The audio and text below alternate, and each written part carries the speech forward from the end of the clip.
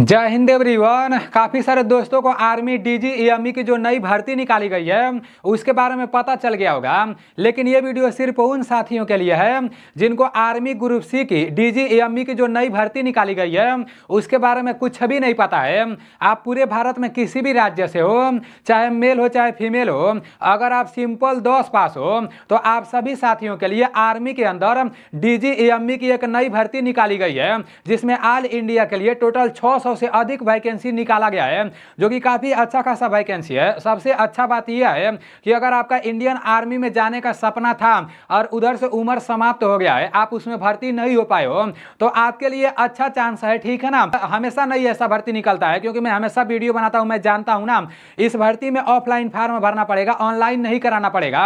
और offline form भरने के लिए सिर्फ 21 दिन का टाइम दिया गया है। इसमें सिर्फ 5 रुपए का पोस्टल स्टैंप मांगा जा रहा है। तो उसके बारे में मैं आप लोगों को इस वीडियो में सारी चीजें बताने वाला हूं।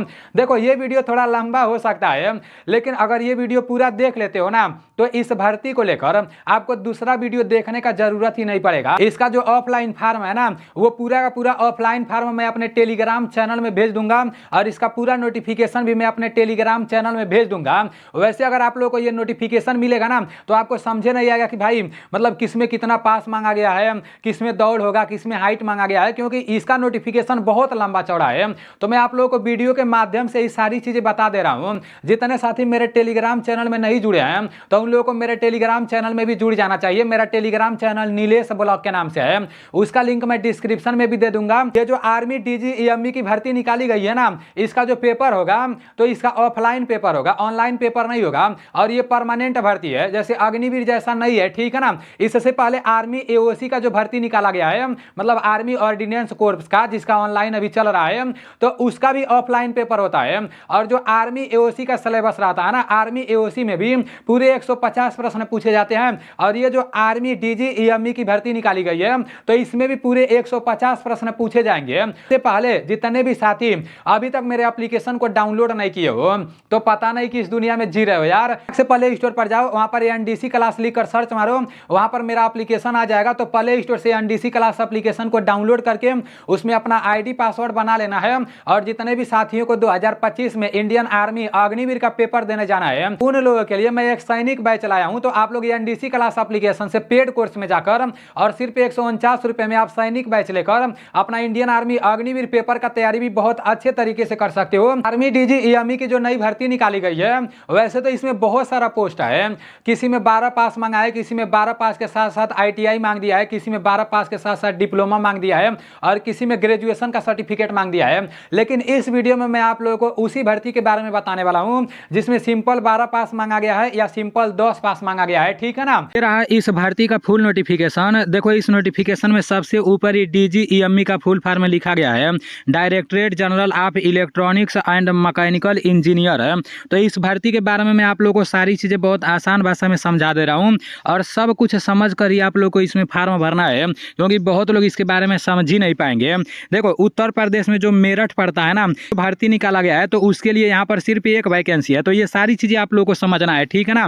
मेरठ वाले अगर चाहते हैं कि मैं अपने नजदीकी में ही फॉर्म भरूं तो वो लोग इस यूनिट के लिए फॉर्म भर सकते हैं। जब ऑफलाइन फॉर्म भरेंगे ना, अभी ऑफलाइन फॉर्म भी मैं आप लोगों को दिखा दे रहा हूं, और ये पूरा नोटिफिकेशन और इसका ऑफलाइन फॉर्म मैं अपने टेलीग्राम चैनल में भेज दूंगा। अगर आप अभी तक मेरे टेलीग्राम चैनल में नहीं जुड़े हो तो मेरा टेलीग्राम चैनल नीलेश ब्लॉग के नाम से है, उसका लिंक मैं डिस्क्रिप्शन में दे दूंगा, या टेलीग्राम पर सर्च मारोगे नीलेश ब्लॉग तो मेरा टेलीग्राम चैनल आ जाएगा। तो वहां से आप लोग मेरे टेलीग्राम चैनल में जुड़ जाना, क्योंकि मेरे टेलीग्राम चैनल से आप लोगों को ये पूरा नोटिफिकेशन भी देखने को मिल जाएगा और इस भर्ती का ऑफलाइन फॉर्म भी देखने को मिल जाएगा।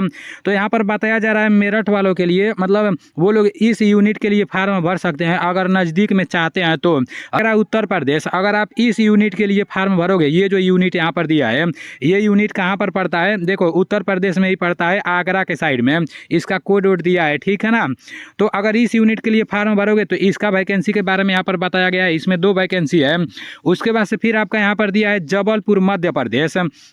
अगर आप जबलपुर मध्य प्रदेश से आते हो और सोचते हो कि मैं अपने नज़दीकी यूनिट में ही फॉर्म भरूं तो आप इसमें फॉर्म भर सकते हो। यहाँ पर जबलपुर मध्य प्रदेश का यूनिट के बारे में बताया गया है। आप लोगों को नीचे सब कुछ बता रहा हूँ कि कैसे फॉर्म भरना है, इसके साथ कौन कौन सा डॉक्यूमेंट लगाना है, सारी चीज़ें मैं आप लोगों को अभी बता रहा हूँ।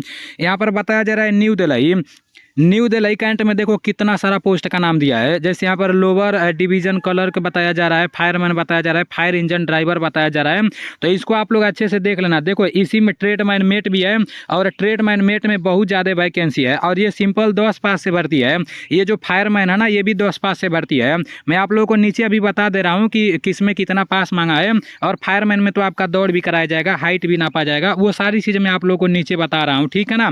तो जा रहा है यहाँ श्रीनगर जम्मू कश्मीर में एक कैंट है आर्मी का, तो वहाँ के लिए जो भर्ती निकाला गया है उसमें ज़्यादा नहीं है, ठीक है ना। फिर से जबलपुर मध्य प्रदेश का दिया है, तो इस यूनिट के लिए दिया है, तो इसको आप लोग देख लेना। इसमें भी मतलब सभी पोस्टों पर भर्ती निकाला गया है, ठीक है ना। उसके बाद से इसी तरह से आप लोग एक एक करके सब कुछ देख लेना, ठीक है ना, क्योंकि अगर एक एक करके मैं बताने लगूंगा तो वीडियो काफ़ी लंबा हो जाएगा।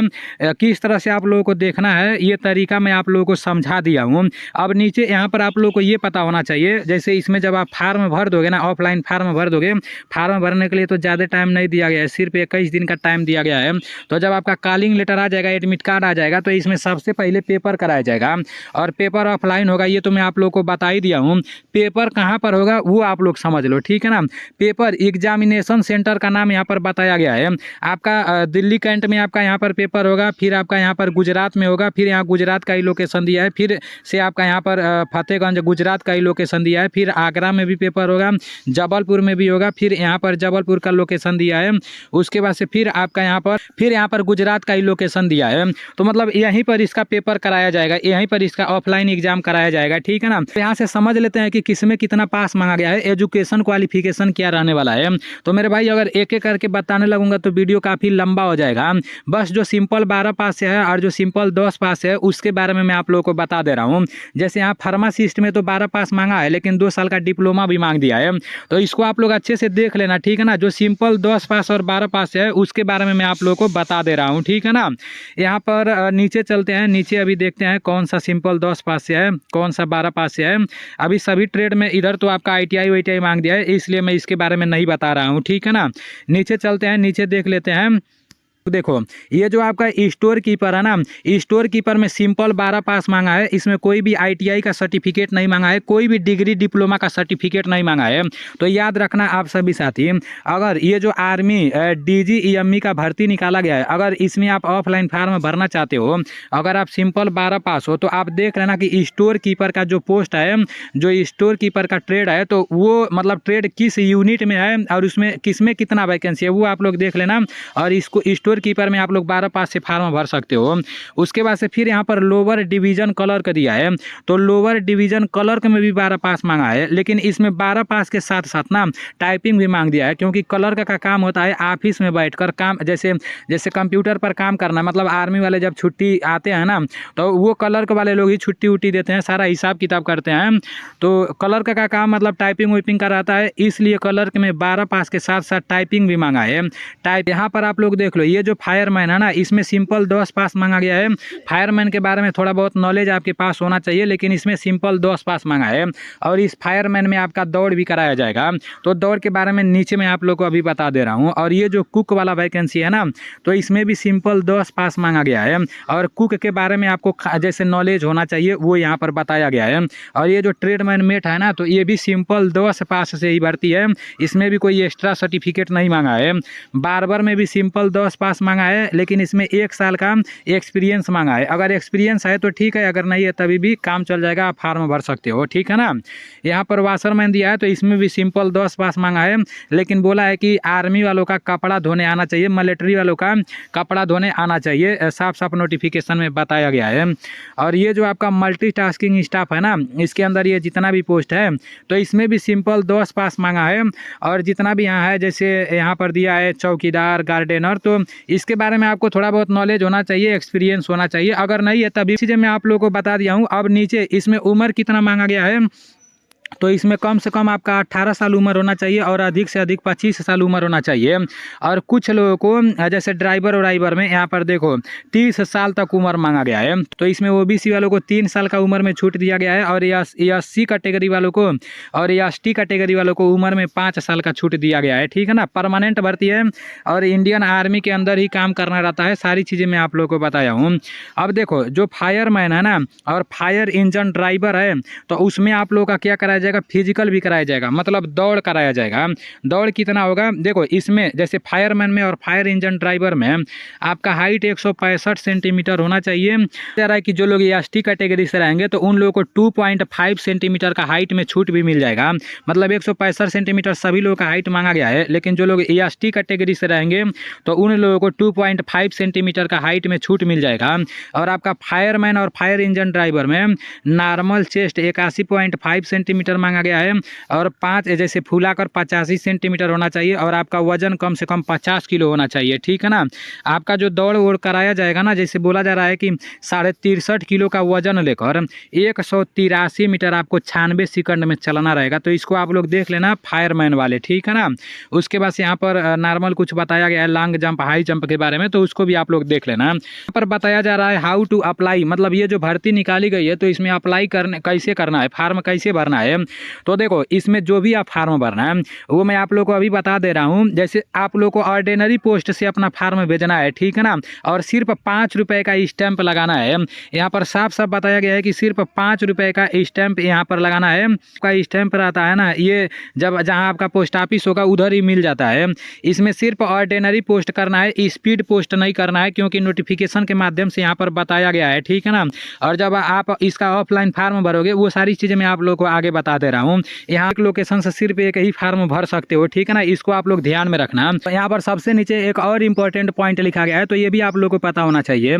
यहाँ पर बताया जा रहा है कि applications will be short listed on the basis of percentage of marks. इसके कहने का मतलब ये है ना कि जब आप इसमें ऑफलाइन फार्म भर दोगे तो परसेंटेज के हिसाब से आपका कॉलिंग लेटर आएगा, एडमिट कार्ड आएगा। अगर आपके 10 में अच्छा खासा परसेंटेज होगा तो आपका एडमिट कार्ड आएगा, अगर 10 में अच्छा खासा परसेंटेज नहीं होगा तो एडमिट कार्ड नहीं भी आ सकता है। लेकिन सभी लोगों को फार्म भरना है, बस मेहनत ही लगेगा, इसमें पैसा वैसा तो लग नहीं रहा है, मेहनत लगेगा, पोस्ट ऑफिस पर जाना पड़ेगा। तो आप लोग देख लेना अपने हिसाब से।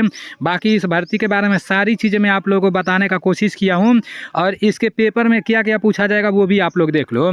इसका जो पेपर कराया जाएगा ना, देखो ऊपर यहाँ पर जितना पोस्ट का नाम दिया है इतने पोस्टों में आप लोग देख लेना स्क्रीनशॉट लेकर, ठीक है ना। इतने पोस्टों में आपका टोटल 150 प्रश्न पूछे जाएंगे, 150 नंबर के, जिसमें से रीजनिंग से 25 प्रश्न 25 नंबर के पूछे जाएंगे, जनरल अवेयरनेस से 25 प्रश्न 25 नंबर के पूछे जाएंगे, इंग्लिश से 25 प्रश्न 25 नंबर के पूछे जाएंगे, और न्यूमेरिकल एप्टीट्यूड से 25 प्रश्न 25 नंबर के पूछे जाएंगे। और यहाँ पर ट्रेड जैसे बताया जा रहा है, जिस ट्रेड से आप फार्म भरोगे ना तो उसके बारे में 50 प्रश्न 50 नंबर के पूछे जाएंगे। आर्मी ऑर्डिनेंस वाला भर्ती है, उसी के जैसा इसका भी सिलेबस है, आप लोग देख सकते हो। यहाँ पर store keeper lower division clerk के जैसे सिलेबस के बारे में बताया गया है, तो इसको आप लोग देख लेना, ठीक है ना। और वाशरमैन में भरेंगे, चाहे मल्टीटास्किंग स्टाफ में भरेंगे, चाहे ट्रेडमैन मेट में भरेंगे, तो उन लोगों का क्या सिलेबस रहने वाला है, उन लोगों का सिलेबस रहने वाला है जनरल इंटेलिजेंस एंड रीजनिंग से 50 प्रश्न पूछे जाएंगे मेरे भाई। रीजनिंग से 50 प्रश्न 50 नंबर के पूछे जाएंगे, और आपके जीके से 50 प्रश्न, और एक तरीके जीके से भी 50 प्रश्न 50 नंबर के पूछे जाएंगे, और इंग्लिश से कितने 25 प्रश्न 25 नंबर के पूछे जाएंगे, और न्यूमेरिकल एप्टीट्यूड से 25 प्रश्न 25 नंबर के पूछे जाएंगे। तो भाई काफ़ी अच्छा बात है, ठीक है ना। रीजनिंग से 50 प्रश्न 50 नंबर के, और जीके से 50 प्रश्न 50 नंबर के, और भाई इंग्लिश से 25 प्रश्न 25 नंबर के, और न्यूमेरिकल एप्टीट्यूड से 25 प्रश्न 25 नंबर के। और इसमें जो निगेटिव मार्किंग है ना वो 0.25 का निगेटिव मार्किंग रहेगा। मैं सारी चीज़ें मैं आप लोगों को बता दिया हूँ, भर्ती के बारे में सारी चीज़ें मैं आप लोगों को बता दिया हूँ। अब इन फार्म को आप लोगों को भरना पड़ेगा, ठीक है ना, और इस फार्म को अपने पोस्ट ऑफिस पर ले जाकर ऑर्डिनरी पोस्ट कराना पड़ेगा। ये फार्म आप लोगों को कहाँ पर मिलेगा, मेरे टेलीग्राम चैनल में मिलेगा। आप लोग टेलीग्राम पर नीलेश ब्लॉग सर्च मारोगे तो वहाँ पर मेरा टेलीग्राम चैनल आ जाएगा, उसमें 53,000 से अधिक लोग जुड़े हैं। तो आप मेरे टेलीग्राम चैनल में जुड़ जाना, वहाँ से आप लोगों को ये फार्म मिल जाएगा। तो इसको आप लोग निकलवा लेना, ठीक है ना। जैसे 12 नंबर पेज से ये फार्म है, बाकी ऊपर तो नोटिफिकेशन के बारे में ही इधर बताया गया है, आप लोग देख सकते हो। तो नीचे से 12 नंबर से आप लोग को ये ऑफलाइन फार्म यहाँ पर मिल जाएगा, ठीक है ना। यहाँ से आप लोग देख सकते हो।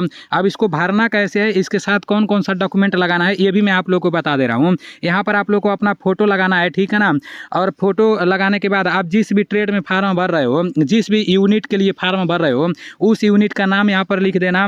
और मेरे भाई अपना नाम यहाँ पर बड़ा लेटर में लिख देना, अपने पिताजी का नाम बड़ा लेटर में लिख देना, अपने माताजी का नाम यहाँ बड़ा लेटर में लिख देना, और नीले पेन से सब कुछ लिखना। उसके बाद यहाँ पर अपना डेट ऑफ बर्थ डाल देना। तो ये सारी चीज़ें आप लोग बिल्कुल आसानी से भर सकते हो, ठीक है ना। ये लिखना है कि आपका जैसे मार्कशीट के हिसाब से कितना साल, कितना महीना, कितना दिन हो गया है। उसके बाद से मतलब चाहे 10 पास से फार्म भर रहे हो, चाहे 12 पास से फार्म भर रहे हो, तो किस में कितना परसेंटेज आपका नंबर है और कितने सन में आप जैसे पास हुए थे, आपके बोर्ड का नाम क्या है, वो सारी चीज़ें यहाँ पर आप लोग को डाल देना है, ठीक है ना। आपका डिवीज़न क्या है वो सब कुछ यहाँ पर लिख देना। ऐसे कर करके ये ऑफलाइन फार्म पूरा आप लोग भर देना, ठीक है ना। ये भी आप लोग को एडमिट कार्ड वाला है तो ये भी आप लोग को भरना है, क्योंकि उधर से जब ऑफलाइन फार्म जैसे भर कर अपने पोस्ट ऑफिस पर ले जाकर स्पीड ऑर्डिनरी पोस्ट करा दोगे ना, तो उधर से यही कॉलिंग लेटर आपके पास आएगा, यही एडमिट कार्ड आएगा। तो इसको आप लोग को पता होना चाहिए। अब देखो आप लोग को करना क्या है, आपका ऑफलाइन फार्म भरा जाएगा तो फार्म भरने के साथ उसके साथ साथ आपको इतना डॉक्यूमेंट लगाना है। एक तो मतलब आपका हाई स्कूल का सर्टिफिकेट लगाना है, अगर 12 पास से फार्म भरे हो तो 12 पास वाला सर्टिफिकेट लगाना है, ओरिजिनल नहीं लगाना है, ठीक है ना, इसका फोटोकॉपी लगाना है। उसके बाद से डोमिसाइल सर्टिफिकेट मतलब निवास प्रमाण पत्र लगाना है, फिर कास्ट सर्टिफिकेट है मतलब जात प्रमाण पत्र का फोटोकॉपी लगाना है, फिर आधार कार्ड का फोटोकॉपी लगाना है। और जब आप फार्म भरोगे ना, इसको आप लोग अच्छे से समझना, ये जो 5 रुपये का पोस्टल स्टैंप दिया है ना, जैसे आपको 2 लिफाफा खरीदना पड़ेगा। इस भर्ती का ऑफलाइन फार्म भर दोगे तो आपको उस फार्म को किस में डालना है, 2 लिफाफा खरीदना पड़ेगा। एक लिफाफा छोटा रहेगा और दूसरा लिफाफा बड़ा रहेगा, ठीक है ना। तो ऑफलाइन फार्म को छोटे वाले लिफाफे के अंदर डालना है और इस ऑफलाइन फार्म के साथ साथ जितना भी ये डॉक्यूमेंट है, इस पूरे डॉक्यूमेंट को भी इस ऑफलाइन जो आपका छोटा वाला लिफाफा है उसके अंदर डालना है, ठीक है ना। और छोटे वाले लिफाफे के ऊपर ये जो 5 रुपये का पोस्टल स्टैंप है ना, ये चपका देना है। और छोटे वाले लिफाफे के ऊपर आप लोग को अपना पूरा एड्रेस भी लिख देना है, ऊपर आप लोग को अपना पूरा एड्रेस लिख देना है, ताकि ये पोस्टल स्टैंप 5 रुपये का तो चपकाना ही चपकाना है, इसके साथ इसके ऊपर आप लोग को अपना पूरा का पूरा एड्रेस भी लिख देना है। फिर ये जो छोटा वाला लिफाफा रहेगा, इस लिफाफे को बड़े वाले लिफाफे के अंदर डाल देना है और बड़े वाले लिफाफे पर जैसे जिस यूनिट के लिए आप फार्म भरे हो उस यूनिट का पूरा एड्रेस लिख देना है एक साइड में, और एक साइड में अपना पूरा एड्रेस लिख देना है। और इस बड़े वाले लिफाफे को अपने पोस्ट ऑफिस पर जाना है और पोस्टमैन को दे देना है और बोल देना है कि ऑर्डिनरी पोस्ट करना है, तो वो ऑर्डिनरी पोस्ट कर देंगे, ठीक है ना। ये 5 रुपये का जो पोस्टल स्टैंप है ये छोटे वाले लिफाफे पर ही रहेगा, अंदर जो लिफाफा रहता है बड़े वाले लिफाफे पर नहीं चिपकाना है। उसके बाद से आप लोग को अंदर 2 पासपोर्ट साइज का फोटो भी डाल देना है। अगर आपके पास एक्सपीरियंस सर्टिफिकेट है, ITI सर्टिफिकेट है, तो उसका फोटोकॉपी भी आप लोगों को डॉक्यूमेंट के साथ लगा देना है। इतना करने के बाद और जितना भी डॉक्यूमेंट लगाना सेल्फ अटेस्टेड होना चाहिए, मतलब सभी डॉक्यूमेंट पर आपका सिग्नेचर होना चाहिए। मतलब ऐसा ना हो कि भाई किसी पर सिग्नेचर ना रहे, सभी पर सिग्नेचर आपका होना चाहिए। जैसे आपका डॉक्यूमेंट है तो नीचे आपको अपना सिग्नेचर कर देना है, तो इस तरह से होना चाहिए, ठीक है ना। ये पूरा नोटिफिकेशन और इसका ऑफलाइन फार्म मेरे टेलीग्राम चैनल में आप लोगों को मिल जाएगा, ठीक है ना।